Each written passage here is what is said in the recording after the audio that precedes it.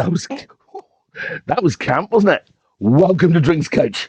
Um, yeah, this is making good on a promise I made to a guy I met in a field in Chiswick.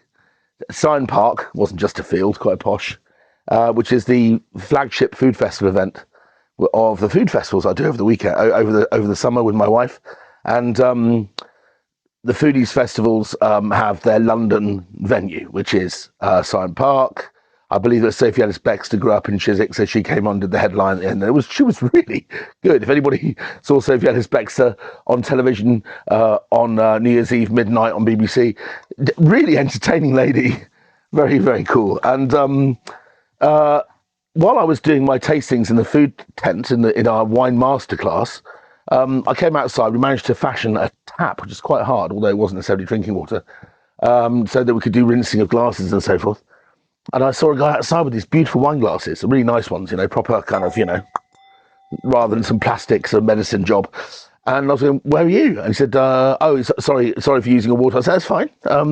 You got some posh glasses there. I'd want to look after them." And he said, "Oh, my name is, I think it's Alish Rodica." And he said, "We're selling wine in one of the little selling, food tents." And there was a whole row of 4 or 5 different sort of like premium tents. And they were selling things like flint and flame kitchen knives. They were selling whiskies from around the world, weird things like toffee, vodka. Anything goes. But it would seem to me that they're not inexpensive things, and you'd have to sell quite a lot of booze in order to make it work profitably. And here he is with some wines from his family's farm. And these wines are natural wines, so that tends to divide public opinion already. I'll explain what that means in a minute. And then the cheapest wine he had for sale was 28 quid. 28 quid, 40 quid box selection for over £100. And on the third day, when I finally got over to taste with him, he said, "Well, some of the wines I wanted to show you, we sold out." And it shows you that if your stuff is really good quality, which this is, then people will come and they will pay for it, especially in London. Well, I say especially in London. When we go up north to places like Tatton Park, the Mancunians tend to really put a lot of money on the table. They'll buy anything if it's interesting. They're not ashamed to show it. Where was I? Oh, yes. Well, you're watching Drinks Coach on YouTube. There we are. My wife has kind of zhuzhed it up because it kind of got bleached by the sun. And that's my moniker there, Vinesack, at Vinesack. Yeah, Elon, it's always going to be Twitter, babe. Sorry about that. I told them not to change it to an X because I like the Twitter thing. Anyway, and that's Reverend Hubert. You remember that? That story's not over either. Okay, so where are they, these guys? Well, in a place that I think even the most hardened wine lover would find a little bit obscure. So this is, I've downloaded some maps. Hopefully we'll be able to see this on screen. Okay, here we go. Right, so that's a picture of where the winery is, the Rodica winery. And up here you've got Caper, which is the 5th largest city in Slovenia. Okay, that's not saying much. 25,000 people, but it's a medieval island. It was 2 medieval islands, actually, which were reclaimed. The land around it was reclaimed to make it more industrial, put in proper ports and cruise terminals, that kind of thing. So it's now all land, but it's all quite a spectacular civil engineering project. But if you go further up, I don't know if you can see on there, you can see there's this grey line here. What's that line? That's the Italian border, indeed. And you fly into Trieste, and you go over the border into Slovenia. Now, if you look along here, you'll see there's another line going below them, and that's the border with Slovenia and Croatia. So if you want to go to Croatia, you fly to Istria, you fly into Trieste, you go over the border, you go through one set of controls, you can stay and gamble your life away. There's lots of casinos in the sort of like no man's land. Then you go into Slovenia, and then you've got another set of borders which takes you into Croatia. And that's the peninsula of Istria, right? So, yeah, it's in this tiny bit. If you look here, this is Slovenia here. And all of this around here is, there we go, is Croatia. So, just to give you an indication again, you've got Caper there, you've got Ljubljana, the capital in the centre of the country, and then up right in the far east, where my friends make wines, hey Tatiana, it's Maribor. on the Austrian coast, only half an hour's drive south of Graz, a very beautiful university town. And this big horseshoe is Croatia. Right down here, you've got Dubrovnik next to Montenegro. The big lump in the middle, cause of all the fighting in the 90s, is Bosnia-Herzegovina. I'm not saying they caused it, I'm just saying that there are very, very vivid and unusual geographic boundaries to all of this. So you've got Paliashats down here, where Plavac Mali is king, big, ginormous, powerful reds, quite a lot of ravers in Split halfway up. But here, this is, I think Istria is should we call it the Burgundy or the Northern Rhone of the Med? I'll try and explain that a bit more now. So here we are with these wonderful bottles. Look how pretty these bottles are. They're not even standard bottles, so they would have cost some considerable amount of money to procure, I would imagine. There we go.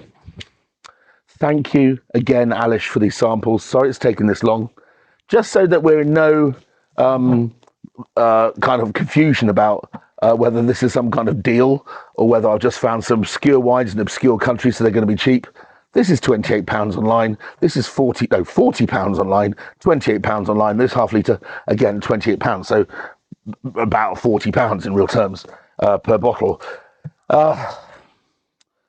So what do we need to talk about? Well, on that map, you saw the first map with Caper, and just further to the east is an area, Podgorica, I think it's pronounced, Podgorica, which has been famous for making champagne quality sparkling wines from Chardonnay, Pinot Noir, Pinot Blanc, Tocco Friulano, Šipon, which is Slovenian for ferment.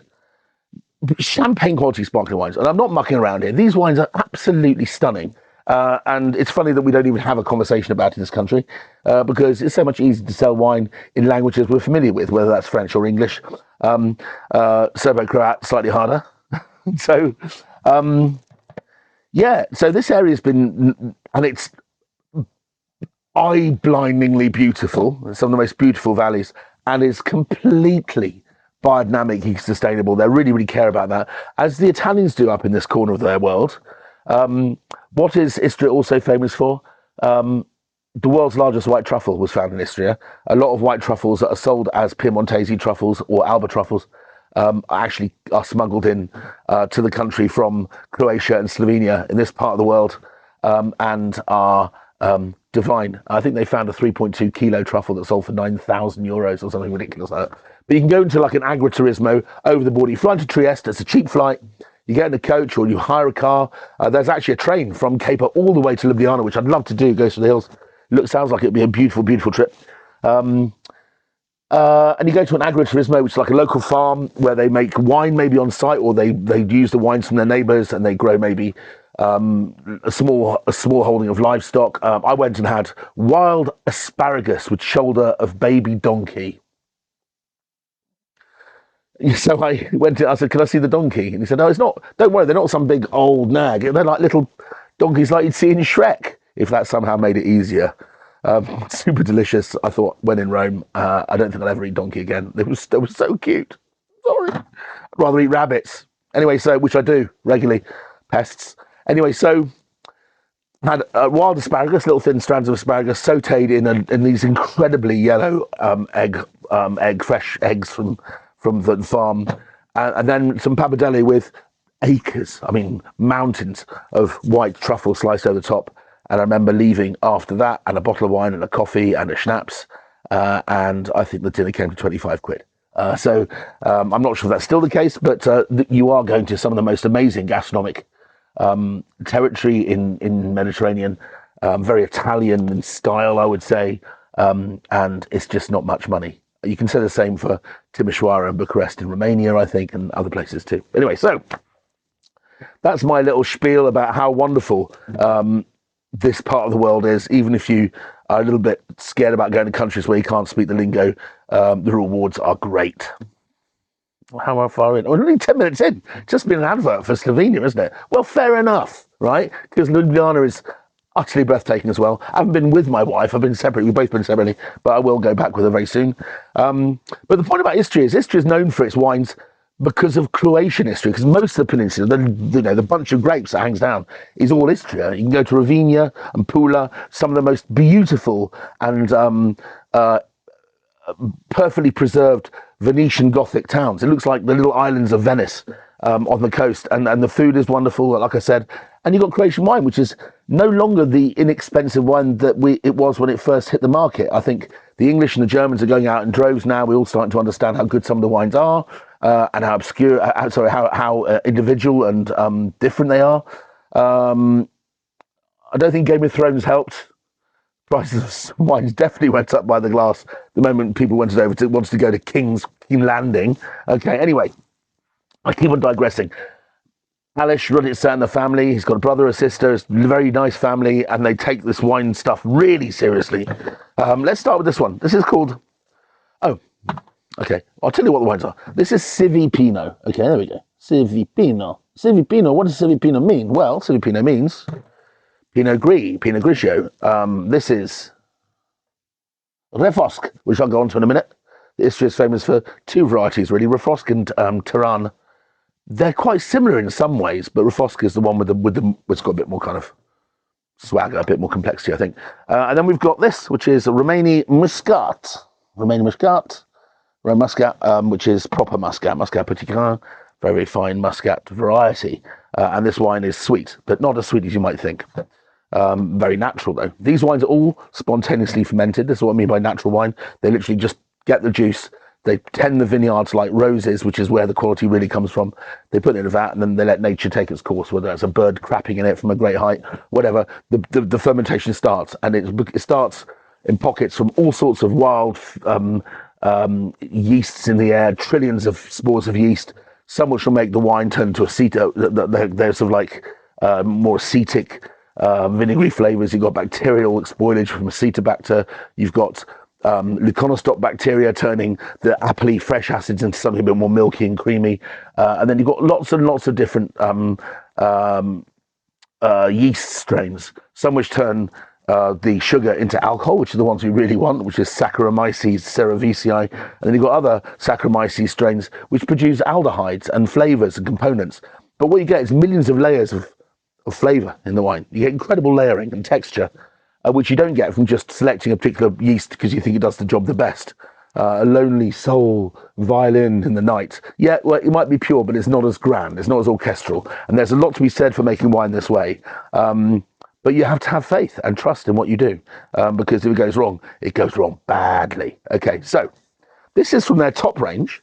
What is a shame is that we don't have, on the last day when I went in and said, look, can I use some wines for my show? And he very kindly gave me 2 out of these 3 bottles. I promised to buy one if he gave me the other 2. Was the Malvasia Istarska. There's a white wine from Istria called Istrian Malvasia. It's one of the world's greatest grape varieties, and it's going to take a little while longer before everyone understands that. But I don't want them to, because it's still further quality, remarkable quality. It's just amazing value. Shout out to other natural producers like Rojanic, Pikentum, Dimitri at Pikentum, making beautiful wine just about half an hour's drive south of here. But they're all Croatian producers. This is Slovenia, okay? I didn't know that there was even a Slovenian Istria, not a winemaking thing anyway. Civi Pinot, Pinot Gris, naturally fermented, on skins for about 8 days, I think, a week or 2. Look at the colour on that. If you in any doubt but Pinot Gris from the name, or Pinot Grigio, is a red variety, look at the colour. Once you ferment it with the skins in, just like you're making a red wine, it does indeed turn into a red wine, albeit a very pale one. This is kind of a burnished bronze copper. Wonderful, wonderful colour.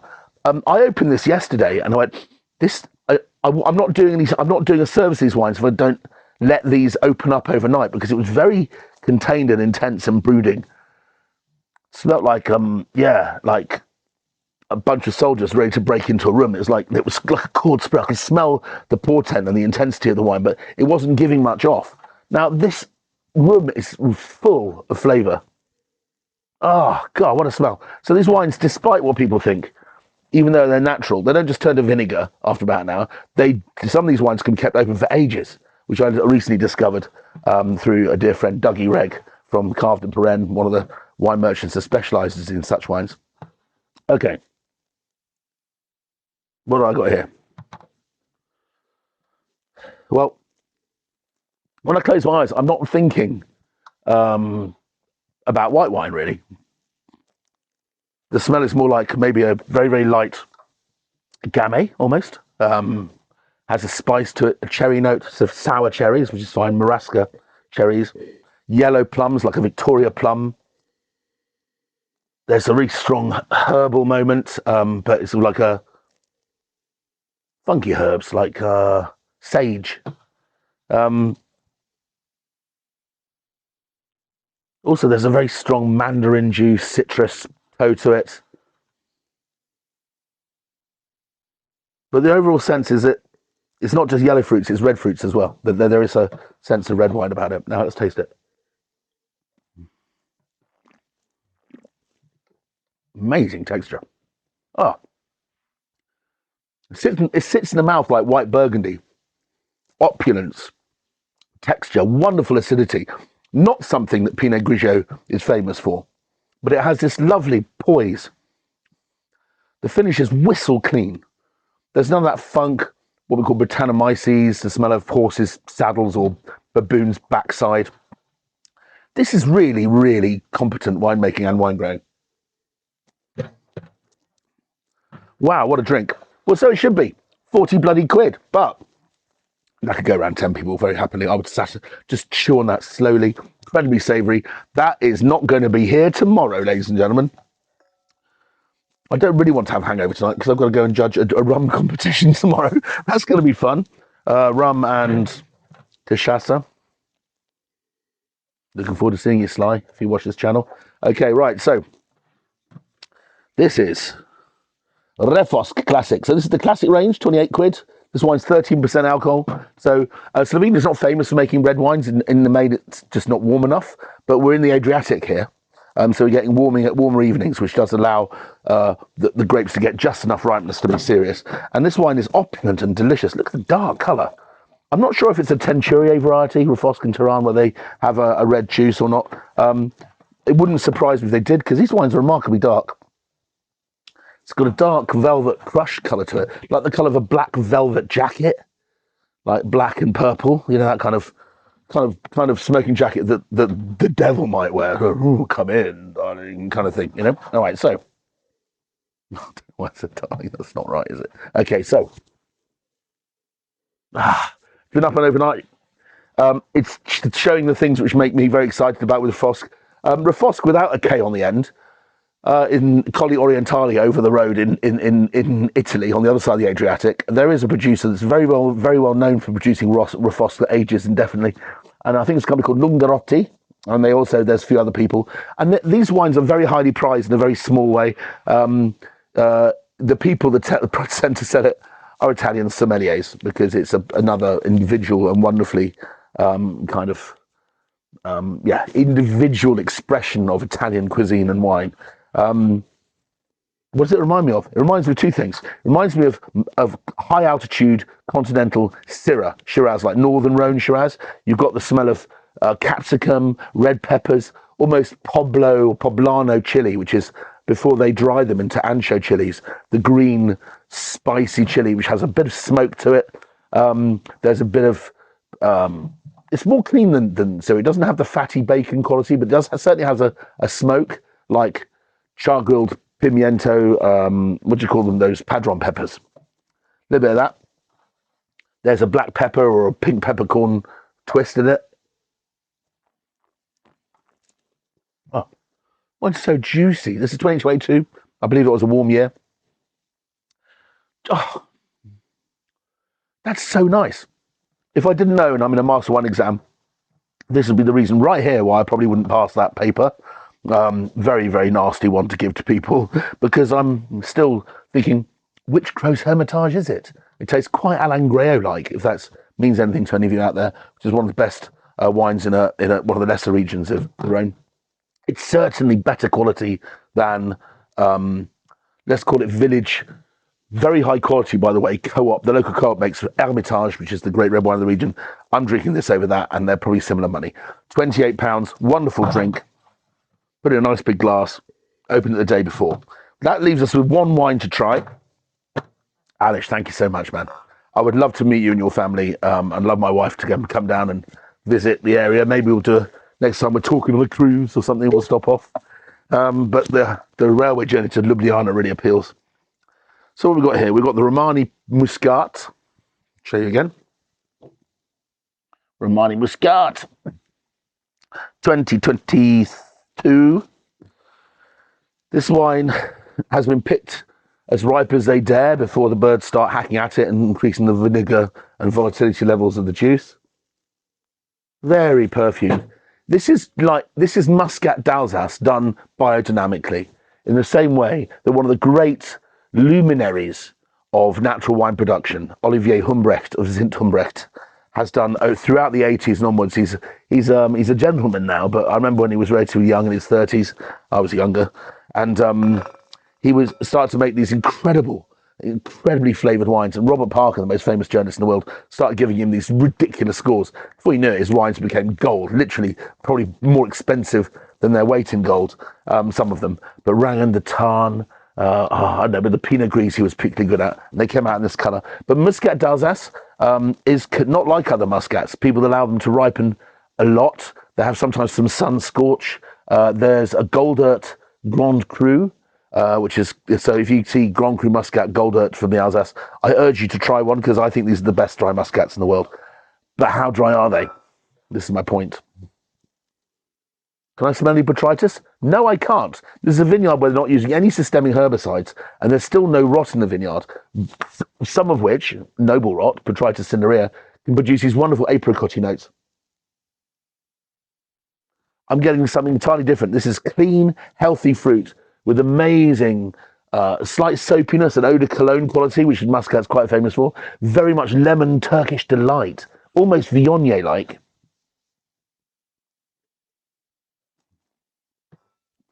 And the sweetness is the sweetness. It's balanced flavour. It's like biting into a persimmon. It's pithy, but it's sweet. A super sweet tomato almost has a similar sweetness to it. It's not sweet like a pudding. It's sweet like fruit, like an apple or something. And so I'm saying this wine is, although it says sweet on the label, it's vin tendre. That's the way the French would describe it, a tender wine. I think we're probably looking between 20 and 30 grams here, no more than that. So it's got demi-sec plus. It's about as sweet as a Vouvray, if you like Vouvray. So the sweetness isn't really the point here. I think this wine would go just as well with savoury cuisine. I'm not thinking pudding with this. I'm thinking foie gras would be fantastic with that. Seared foie gras and a glass of that. I'm sure they do that around there. How about donkey liver? What's donkey liver like, Alish? I don't know. Well, I've clearly shown a lot of enthusiasm for these wines. So thank you very much. Look at the packaging. Put Rodica into Tinternet, into Google, and they have a direct-to-customer website where you can buy these wines at home in the UK. And I've just got to tell you, they're some of the best natural wines I've come across in the last 5 years. Joe Wadsack. Peace.